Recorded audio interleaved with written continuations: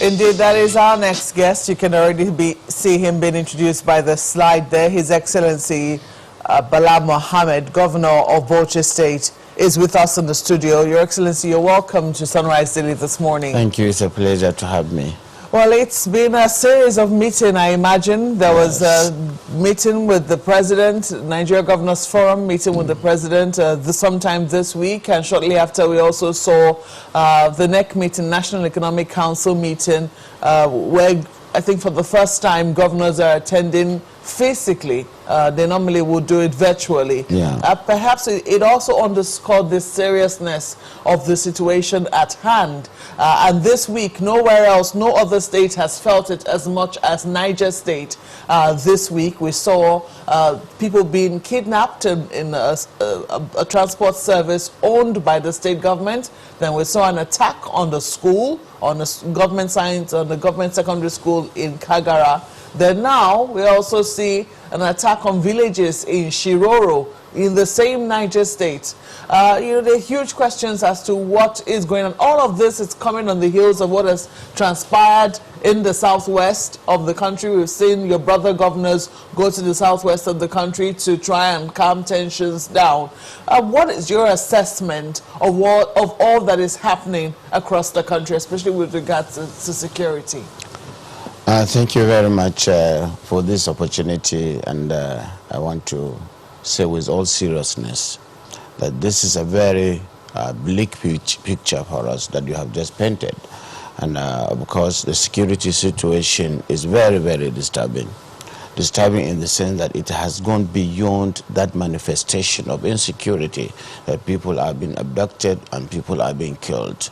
Unfortunately, it is even touching on the very fabrics of our existence, our commonality, our unity as a people. And as I was coming here, one of my heroes in Nigeria called me, but I couldn't answer.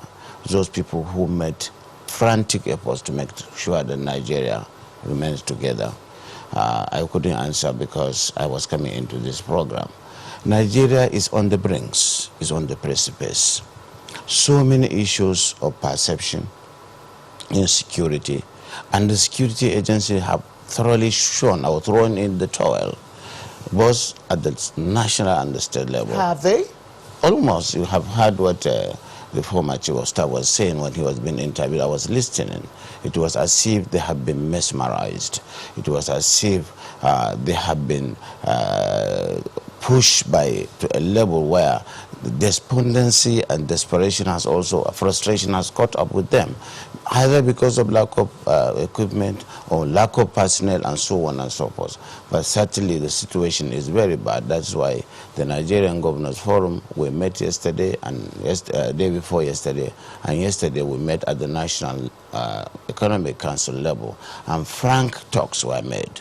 Issues that were even hidden were brought out. Issues of relationship, issue of utterances and comments that would have widened the gap and the suspicion and the mistrust that is pervading the polity. Indeed, and for a number of people, they think that underscores why we seem to be on the precipice. Because ideally, if we did see this, from one prism or one perspective, then perhaps we'll all be agreed on how to confront the monster. But it would seem that the problem is that everybody has a different lens from which they're perceiving the problem, and so they think that the solutions will be different. You have expressed your own solution, and I'm sure you've also received some criticism as a result of it. You made an utterance, it will seem, in defense of herdsmen. And that did not go down well with a number of your brother colleagues. Do you have another take on it after you've heard and listened to what they had to say on the matter? No, I have not changed my opinion on that issue. I was not defending the herdsmen. I was defending Nigerians. And it has always been my decision to make sure that when things are difficult, when leaders are abducting or abdicating their responsibilities, I come to the fore. Ethnic profiling is what I have spoken against, because it is putting us in a situation where the fundamental human rights of Nigerians have been trampled on. And these people are the Fulanis, and they are the majority of the people in the state where I come from. I may not be a complete Fulani man, but the responsibility of educating our colleagues, even at the level of governors, expelling Nigerians that have the right to stay anywhere under Section 41 of the Constitution, where every crime and criminality is being attached to them, maybe because of their age-long tradition of transhumance and pastoral life, is wrong, because there is no one tribe that can be attached to one crime. And we must do that and be careful, because we have seen what happened in Rwanda. We have seen what happened even in the historical perspective in Germany against the Jews. It is not all Fulanis that are bandits. You have just shown the picture of banditry. It may not be Fulanis. It may be Hausa. It may be my tribesman. It may be a Yoruba man. It may be an Igbo man. So the issue is that we must develop the capacity to fight crime and criminality without necessarily profiling and saying that it is the Fulani herdsman who is so helpless, whose cattle have been rustled, whose wives have been raped, whose even huts have been burnt down, that is behind the criminality of banditry. Banditry is alien to us.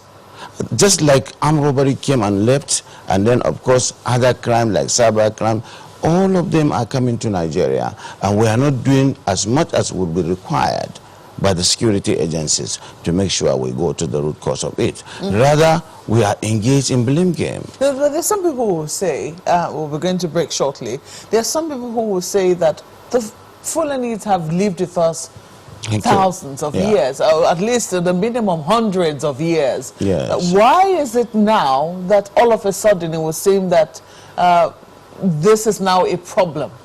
This is the mystery that we must unravel. Who are those Fulani people that are causing this? Are they Fulanis? Or are just people coming outside Nigeria because there is this issue of climate change that is pushing the people, the demographics, the insecurity in the northeast, the Boko Haram. Mind you, these people live with the terrorists and the insurgents in the bush.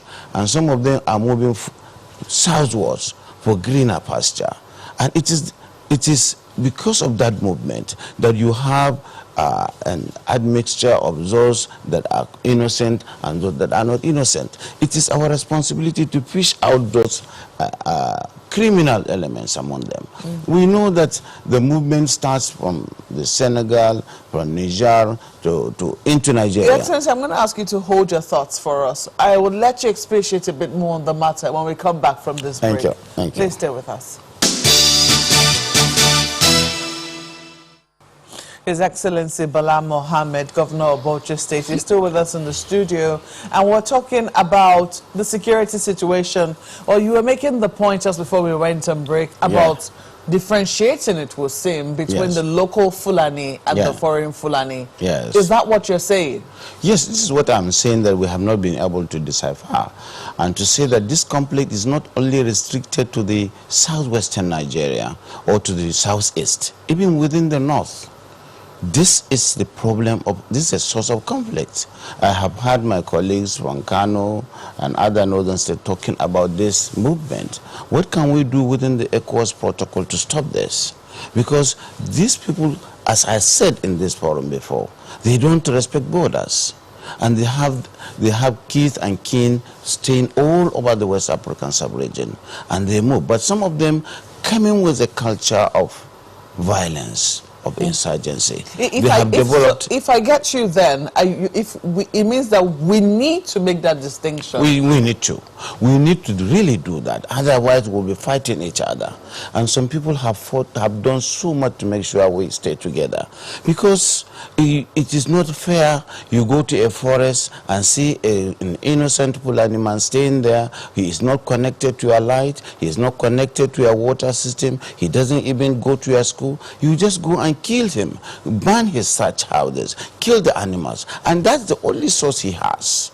Because you, rightly or wrongly, believe that he is the cause of the banditry that inflicted on your community and so on and so forth. That's why I said it is the source of discord that we must be able to really deal with. And in dealing with that, we have to be careful as leaders. Well, it would seem that some of your brother governors understand. Yeah. I mean, I don't know whether we have the comments of the Benue State governor on standby. You know, they understand that there is that differentiation, and it would seem that that's what they have been calling for. That those people who come into the country, because they also believe that they have internal collaborators, and it would seem that that is where the problem lies. My problem is that I have mentioned my brother and my colleague, my friend, Governor Autumn of Benue. Yes, we have agreed that the way to go is ranching. The way to go is to control the transhumance and the pastoralism. But you cannot do it overnight. You cannot do it with simultaneously with threat of expulsion, of profiling, of already criminalizing the genuine trade that the Fulani man is doing. That's the difference. The governors have agreed that we will work with the federal government. Some of us will have the largest expanse of land that we can even accommodate some of the Fulanis, but we don't have the resources to develop it. Benue and the Fulanis, they have a primordial relationship for a long time, a relationship of cordiality. You see, the feuds between herders and farmers is the oldest conflict that we have on the universe. But it has never taken this sort of dimension. Where we see hundreds of people being slaughtered in their homesteads, in their hundreds. Initially, we saw it, I think it started on the plateau. Yeah. You know, where things degenerated, even though some people argue that that also had a political undertone. Then we saw it, you will see, we moved from Plateau to Kaduna, and then we saw it move to Benue, and then we now begin to see it in parts of the southeast and the south. It's a mark of leadership. In the Plateau, you can see what the Governor Langon did in terms of community engagement, in terms of trying to understand the source of the conflict. It has disappeared. It has evaporated. In Bauchi, we have this conflict. There are parts of the plateau where they are still witnessing. No, not as much as you have mentioned the level of death, of killings, and what have you on the conflict. There appears to be some commonality or harmony on the plateau. And of course, even in Bauchi, 13 people were killed, Fulanis against the Fulanis, because of the issue of the right of way, the permission for them to move with their cattle. Some of the traditional rulers, some of the local authority and state forest officers go and sell all the cattle reserve to themselves or to others, and they cannot pass. By the time they pass, they come back, they have already planted something. This is not looked into. I have dealt with it. Unfortunately, I'm not praising myself.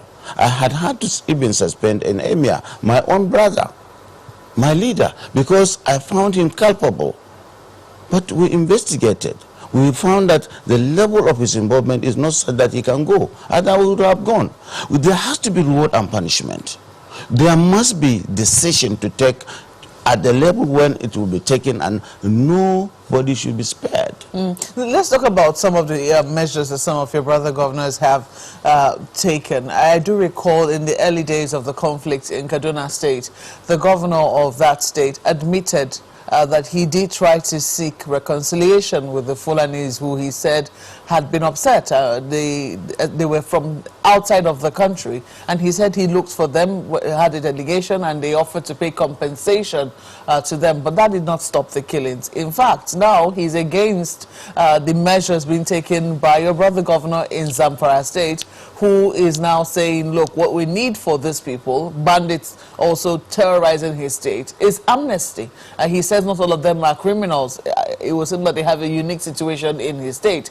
But we also recall that there was a time when in the Northwest, I don't know if you recall this time, states of the Northwest had a huge problem in terms of foreigners who had invaded the forest. Is that correct? Yeah. When the governors had to bandy together and fund military operations to rout out those criminals from the forest. Is that correct? Yeah. That was one of the steps that was taken. Now, the governor of Kaduna State says he's going to treat you know, people who come and carry out criminality in the state as criminals. Yes. There is no need to be paying them compensation or giving them amnesty. Oh, yes. I believe in that. Do you agree with his position? I agree 100% with that position. Because there is no way you can just reward criminality with any tinge of persuasion. You have to deal with it decisively within the confines of the law. These people are criminals. They are bandits. They should be dealt with, and they should be tried, and they can be killed because they're killing people. So is it? I'm not saying that criminality by any form of any tribe or by the Fulanis is justified. No. You get the criminals, deal with them decisively. They have caused so much, those criminals, untold hardship. But also, you should look at the other angle, where the Fulani herdsman, the innocent one, has been subjected to a lot of hardship, loss, despair, and frustration. So, and that's why I brought the issue of AK-47. It was just a figure of speech to tell you that one must protect himself. We will come to that shortly, because a number of governors have also come out to say, let Nigerians carry arms, let everyone be able to protect themselves. But would you say that it is a matter of nomenclature? So, for instance, you've talked about bandits. Yeah. In other parts of the country where people are not able to differentiate, or they can only tell people who are different from them, it's a matter of perception. Because the profiling is what is causing the problem. You have really gotten to the root cause of the problem. It's a matter of nomenclature. Because to an average Nigerian in the south, bandits are just Fulanis. They're herdsmen. It's wrong. They are not. Bandits are criminals. They should be dealt with decisively. And we must muster the courage. Now between Bauchi, Kano, and Kaduna, we have a joint operation with our security operatives, because we have the large expanse of land where these bandits are hiding. And these bandits are not only Fulanis. In fact, they are terrorizing the Fulanis. But they have Fulani miscreants within them. They have Hausa, they have Igbo suppliers, they have Yorubas, they have people that are really benefiting from the illicit trade. So banditry is not restricted to the Fulani. That's what the point I'm trying to make. And that we should not be fighting ourselves, because they are criminals. They should be dealt with decisively. Let my colleague Chamberlain come in on this conversation. Chamberlain. Oh yeah, Your Excellency, that comment you made previously about the AK-47, which you were going to shed light on. In fact, let's even listen to that again, so you can just shed light on that one. You have seen what our police in the southwest are doing, and some of them from the southeast. Some of us told them, with all modesty and humility, you are wrong. But the person that is most wrong is the governor of Benue State, my brother and my colleague, Governor Otto. And now, because a Fulani man is practicing the tradition of transhumance, pastoralism, he has been exposed to the vagaries of the forest, the animals, and now the cattle rustlers who carry guns, kill him and take away his commonwealth, that is the cows. He had no option but to carry AK-47. Because the society and the government are not protecting him. What is his fault? It's the fault of the government and the people. You don't criminalize all of them. Nobody owns any forest. The forest is owned by Nigeria. Under Section 23, 24, 25 of the Constitution, every Nigerian is free to stay anywhere. So, Your Excellency, quite a number of things there. First, when you said that they were forced to carry AK-47, people would think that that seems to be some sort of justification. Could you shed light on what you actually meant on that? Okay, thank you very much, Chamberlain. It's a pleasure meeting you once again. What I said in that context, I was addressing the media people, and the topic is the use of media to foster national unity. And I was trying to situate the problem the way I was trying to explain to my sister Madufe. that the Fulani man is so exposed, dehumanized, demonized, in fact, because he is being seen as a bandit.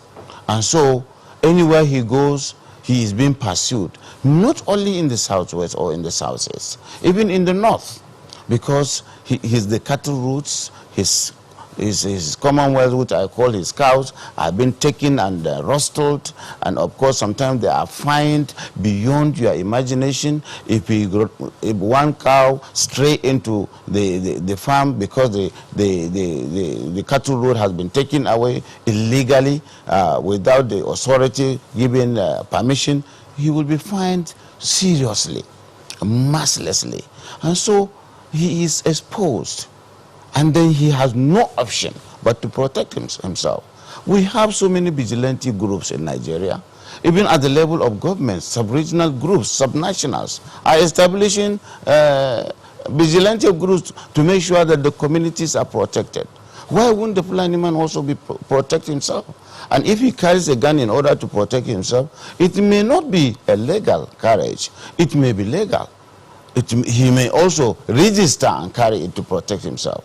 But it's a figure of speech to show you the despondency, the desperation, the frustration, and the agony that this particular person is exposed to by his own people, by his own tribe, by other tribes who have all seen him as a criminal. And therefore, he has the inalienable right to protect himself. You see, people can't protect themselves, but is there right for anyone in this country to bear AK-47 assault rifles? You see, Chamberlain, usually when we mention AK-47, it's a figure of speech. I mean, the issue is protection, self-help. You must protect yourself. You have seen the context with which I mentioned AK-47. It's just to show you that people are, because they say AK-47 carrying Fulani men. And because of the level of exposure these people are exposed to, I said they must carry, they have no option but to protect. The issue, the key word is self-protection and self-help, which we have Ametokun that are carrying weapons. We have vigilantes that are carrying weapons. There must be some sort of approval. But what I am saying is not to legalize carrying of AK-47. I must be understood. I was just trying to situate the problem to the extent that the desperation is too much and there is no help from anywhere, both from the communities, even from the kings and kin, both from the local authorities, from the subnationals, and even from the federal government. Well, Your Excellency, so what do you do in the absence of any help? You just sit down and sit down in your hut, and then people come and kill you. So in the name of the tag that you have been asked to wear, the profiling that you are a criminal when you are not. But you see, I understand after our meeting, some of the videos are fake. And I want to tell Nigerians they are fake. Which videos? What happened in the southwest after some of the pronouncements, especially in Oyo and in Ogun, is unfortunate because people just believe what they hear. You know, where is Moses Igado? Iboho. There was on a spree, killing spree. Nobody has arrested him. Nobody has done anything to him. What is he? Is he a bandit? Was he allowed to carry a weapon? Why have we not questioned ourselves that this man that was killing people, he was never brought to book? But Your Excellency, I think part of what... We must respect our ethnic groups and our ethnic configuration. We cannot continue to push people to the precipice, and then at the end of the day, we as leaders, heading states, will be managing reprisal. In Bauchi, I had to hold a meeting and tell people that, look, this is not true. These are fake news. And of course, everybody agreed because we have been so intermingled. We cannot play this dangerous game. And we cannot continue to expel Nigerians from one place to the other when they are innocent. What we need to do is, if you are profiling, is to profile the good and the bad. because in every tribe there is the good, the bad, and the ugly. Well, you know, we've always said that, they can't paint everybody with one brush. And I think that was part of what you alluded to at the initial stage when you say there are criminal elements across board in every area. And I think anyone who, or those who are bearing AK-47, for you it might have been a figure of speech, but there are several images and people have seen some herdsmen who bear AK-47, and that is not allowed by law. Tumbling. Those carrying illegal AK-47, killing people, should be apprehended and killed. They should be dealt with within the confines of the law. What I said about the AK-47 carrying courage is the issue of protection, self-help. Not to say that I have legalized or there is any law that legalizes somebody to carry arms without authority or without any form of permission. Well, Your Excellency, part of the comments you also made was that all forests belong to all Nigerians. Meanwhile, there are those they designate as forest reserves. Could you clear the air on that? Because some might say that the comment you made means that there shouldn't be any forest reserves.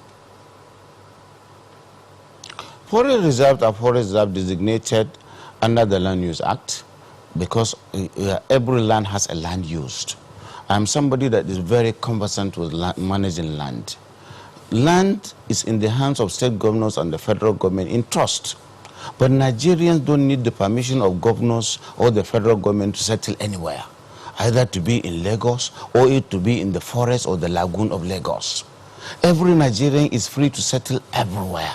You don't need a permission of the governor of Bauchi or the governor of Ondo to be in the forest of Bauchi or Ondo if you choose to live in the forest. Because under Section 41 of the Constitution, you are free to settle. That's why I said the forest belongs to Nigeria under the Land Use Act. But certainly it's in trust, held by the state governors and the federal government, and specifically in the hands of the FCT minister.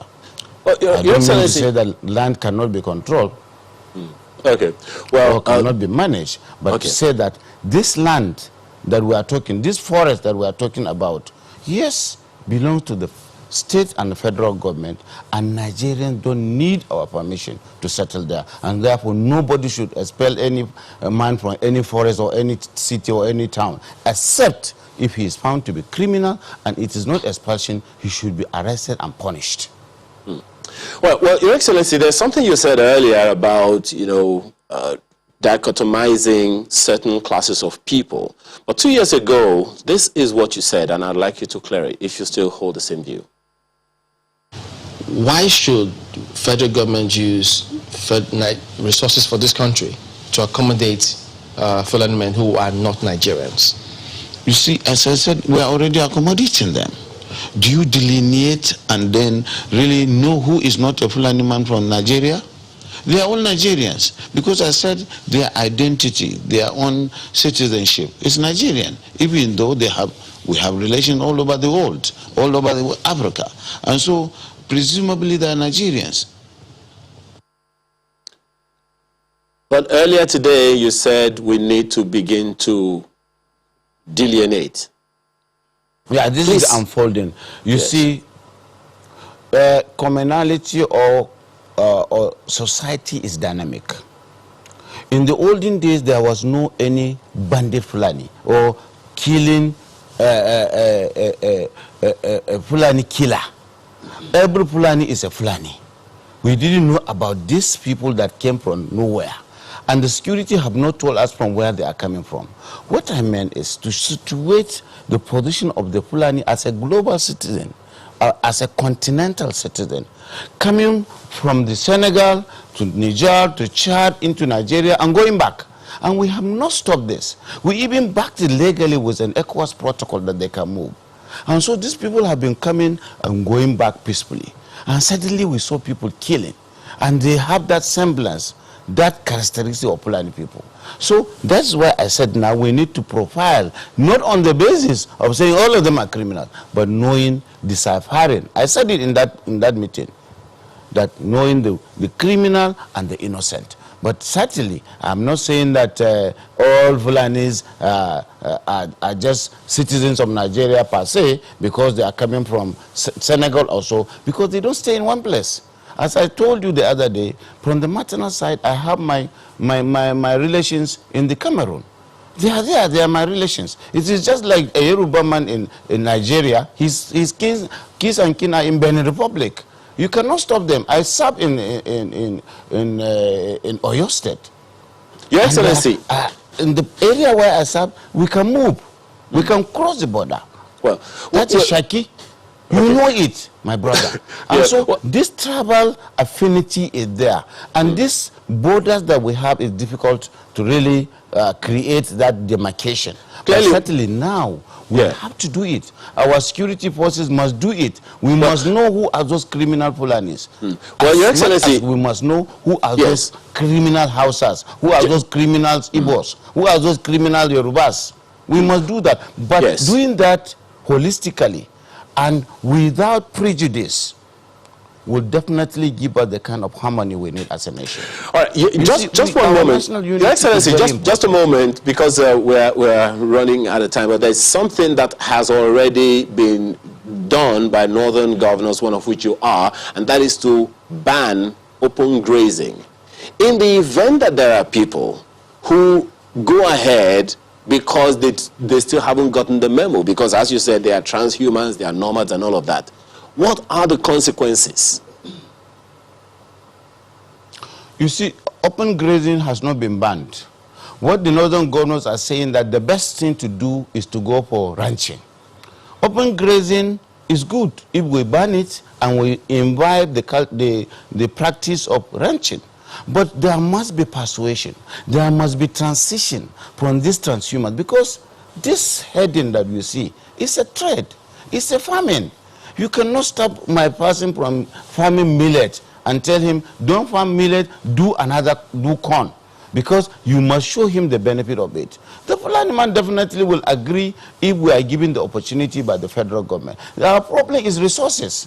Yes, now the situation has reached a situation where this system is no longer tenable, even to them, because they are exposed to the vagaries of the forest. They are exposed to the problems and challenges of even their own kids and kin who are criminals. So we need to protect them by going into ranching. And that's why I wouldn't be the person to break the ice, but we have made several recommendations to His Excellency, Mr. Vice President, and to the federal government, so that some of us with large expanse of lands can provide solution to this problem by ranching. But there must be a transition. It is not just a clamp down, ranching, banning of open grazing, or expulsion. That is not good. Well, I don't know if you have been able to, if you have now reconciled, you know, with your brother governor in Ondo State over, and maybe your brother governor in Benue State, but you were former FCT minister, and only today we're reading that the FCT has banned open grazing.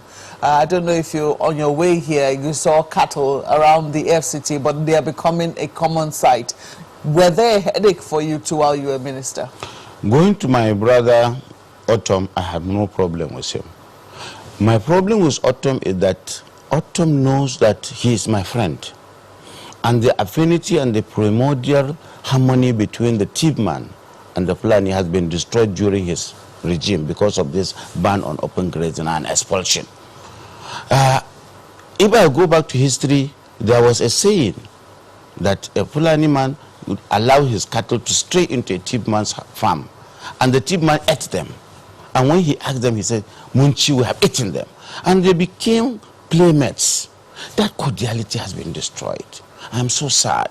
And going back to Oyo, Ondo, I can't understand where a governor, a senior advocate of Nigeria. You didn't think there was a misreading of his statement? I mean, have you seen did you see the statement which he released? No, I have seen the abuses, the encomium he passed on me, but I have given him benefit. Maybe he didn't understand. I'm talking about the initial statement that the Ondo State government released. Yeah, did you see it? The 4-paragraph statement. Yes, it's just coming to expulsion, that they should leave the forest. That is the summary of it. And he did not know that they have rights to stay in the forest. That's what I'm saying. Including forest reserves? Which forest reserves? Fulanis are in the forest reserve. Which forest reserve? To do reserve for what? Grazing is what we have. The land, the forest is reserved for that. Is it reserved for what? Okay. That Fulani should not enter the forest. Don't ask him. I think that, while governors are, clearing that, what do you make of the ban on open grazing in the FCT as one who formerly headed the FCT administration? When I was here, I didn't allow open grazing in the FCT. I control it. I made sure that cattle are not coming into the town because they are destroying the city in terms of defecation, in terms of causing traffic chaos. And it is not meant for that. But I must reason with my brother, the minister of FCT. It is not easy stopping them. They come from different routes, 1,000 routes. Yes, the environment department can enforce it. And once the law is there, it can be enforced. They are supposed to stay in the periphery, not in the city. And I'm happy that the minister is taking that decision, and I support him because this is not where they should be. And many people are concerned. You have seen it along the airport. Sometimes you stay for hours waiting for cattle to pass. Yes. Well, it's definitely not, I don't know what to say to that, but let's leave it there. Your Excellency, the Governor of Bauchi State, Mr. Bala Mohammed, we have to thank you so much for coming to share your thoughts. Thank you. On Sunrise Daily this morning. We're hoping that this is an ongoing conversation, at least until we're pulled back from the precipice and, final action is taken for the protection of all Nigerians. Yeah. We believe the conversation will be ongoing. Well, that's where we have to leave it for Sunrise Daily this morning. We thank you for sending in your comments and questions, but I think I will have to be on Monday. Thank you so much for watching. I'm Mal, where are you going yourself? It looks as if we have to take okay. All right. Well, very quick one. Dr. Uhumavi is interested in the topic on hand. Solution to security in Nigeria is in the hands of sociologists, historians, anthropologists, economists, and lawyers. We need knowledge intersections. That's one. And there are several others, Brosugo, Nomase, and so many others. Musa Mohammed, thank you all for your comments. As Marquez said, we'll probably take the rest of them on Monday. Yep. Have a wonderful weekend. I'm Ayo Makide. I'm Chamberlain Uso. See you next time.